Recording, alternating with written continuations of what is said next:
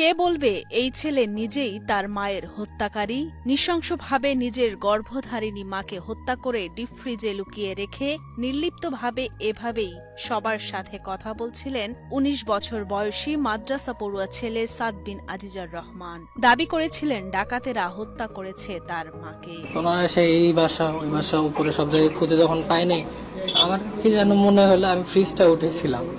Fridge উঠানোর পরে দেখতেছি মা নিজের মুখ বাঁধা, হাত পিছনে বেঁধে রাখছিল, মুখও বাতা ছিল, গলায় হালকা প্রেশার মতো ছিল। ওখান থেকে তো বের করে নিয়ে আমরা হসপিটালে গেছি।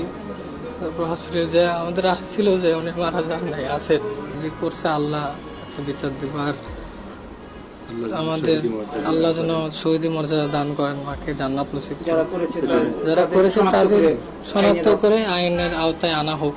অথচ ঘটনার একদিন যেতেই র্যাবের জিজ্ঞাসাবাদে বেরিয়ে এলো লোমহর্ষক তথ্য।